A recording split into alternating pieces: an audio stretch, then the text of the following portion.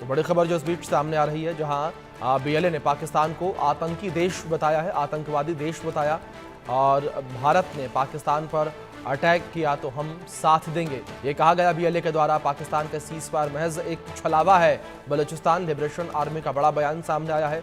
जंग हुई तो बीएलए वेस्ट से घेरेगी पाकिस्तान को, और हम किसी के इशारों पर नहीं चलते, बीएलए ने कहा है ये। और पूरा बयान ये जारी किया गया है। तस्वीरों में देख सकते हैं किस तरीके से बीएलए के द्वारा बयान जारी किया गया है, और बीएलए ने पाकिस्तान को आतंकवादी देश बताया है।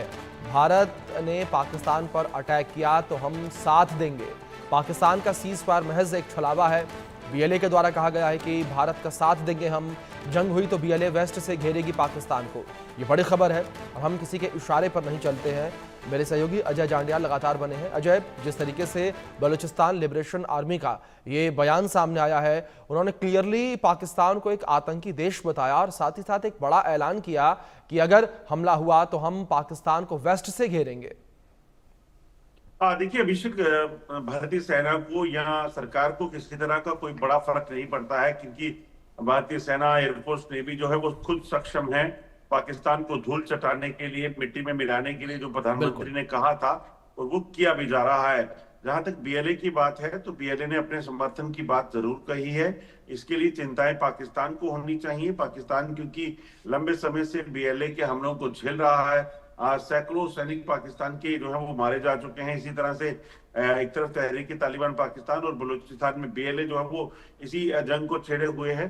तो बीएलए का ये जो संदेश जारी करने का मकसद होगा, उसमें बड़ी साफ सी बात जो लग रही है, उसके पीछे की वजह यह है क्योंकि बीएलए लंबे समय से पाकिस्तान की बर्बरता को, पाकिस्तान के जुल्म को जो है वो बलूचिस्तान के जो लोग झेल रहे हैं, उसके खिलाफ जो है वो मोर्चा। बिल्कुल अजय, जाहिर तौर पर लंबे समय से संघर्ष जो है वो भी लगातार देखने को मिल रहा है। जावेद, अब मैं आपका रुख करूंगा। अगर बात इस संघर्ष को लेकर की जाए तो क्या यहाँ पर अगर बात बलूचिस्तान को लेकर की जाए तो बलूचिस्तान की आज़ादी को इस वक्त एक नया आयाम मिला हुआ है, क्योंकि पिछले कुछ दिनों को लेकर बात की जाए, पिछले कुछ दिनों से बलूचिस्तान में बलूचियों के हमले काफ़ी ज़्यादा देखने को मिले हैं पाकिस्तानी सेना पर, और 2 शहरों पर कब्जा करने की खबर भी सामने आई थी कुछ दिन पहले। जी बिल्कुल। जिस तरीके से पहलगाम में जो आतंकी हमला हुआ था, उससे अगर हम कुछ दिन पहले की बात करें तो जिस तरीके से बलूचिस्तान लिबरेशन आर्मी और यूनाइटेड बलूचिस्तान आर्मी, यानी कि 2 आर्मी जो बलूचिस्तान की है, वो लगातार पाकिस्तान आर्मी पे अटैक कर रही है। और पहलगाम अटैक से कुछ दिनों पहले ही पाकिस्तान आर्मी को टारगेट भी किया था। टुंगवार, कोयटा, बुंगटार जैसे जो कुछ इलाके हैं जहां पर बलूचिस्तान लिबरेशन आर्मी और यूनाइटेड बलूचिस्तान आर्मी जो है लगातार पाकिस्तान पर फायरिंग, और उन पोस्टों पर जहां पहले पाकिस्तान का कब्जा था वहां पर हमला और अटैक के बाद अब बलूचिस्तान लिबरेशन आर्मी का जो है वो पूरी तरह से कब्जा हो गया।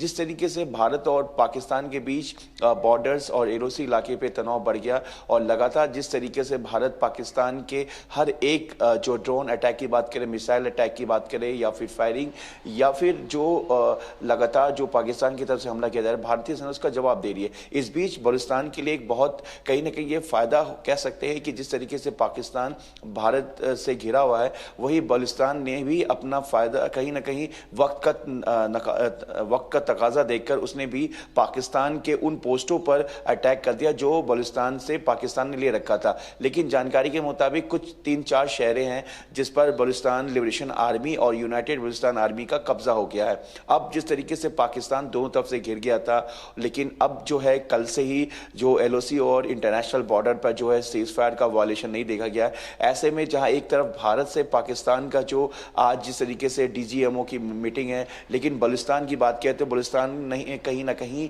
जिस तरीके से भारत ने पाकिस्तान पर तनाव बढ़ा, वहीं बलूचिस्तान की तरफ से भी अपने कब्जे वाले इलाके जो पाकिस्तान के पास था, ज़्यादातर जो जगह हैं वो पाकिस्तान से उसने हासिल कर लिया। लेकिन एक तरह से कहीं ना कहीं अब बलूचिस्तान को फ्री रखने के लिए, जो आज़ाद करने के लिए उन बलूचिस्तान की तरफ से एक कहीं ना कहीं चुनौती दे दी गई है। तो ऐसे में अब ये देखना है कि क्या आने वाले वक्त में बलूचिस्तान क्या इंडियन भारत के साथ मिलकर या भारत से मदद मांगेगा, या आगे की स्ट्रैटेजी क्या होगी, ये देखने वाला होगा।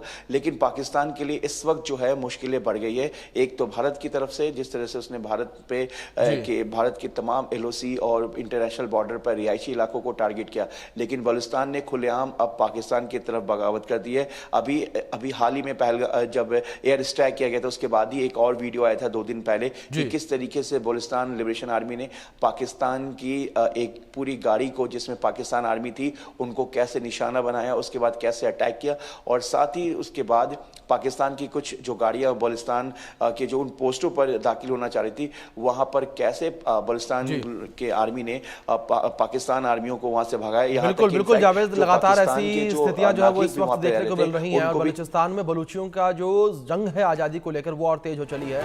आगे बढ़ते एक बड़ी खबर सामने आ रही है, उसका रुख कर लेते हैं।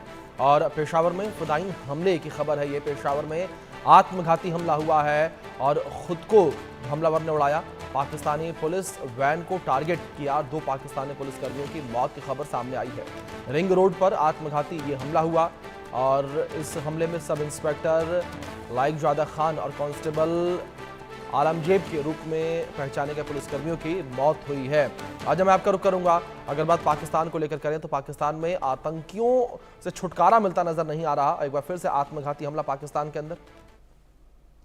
देखिए बिल्कुल, अगर आप देखें तो लगातार आप खासतौर पे पाकिस्तान में चाहे वो पेशावर का इलाका है या बलूचिस्तान का इलाका या फिर खैबर पख्तूनख्वा का इलाका, यहाँ पर कई ऐसे संगठन हैं जो पाकिस्तानी सेना के खिलाफ, सरकार के खिलाफ जो है वो हमलावर हैं।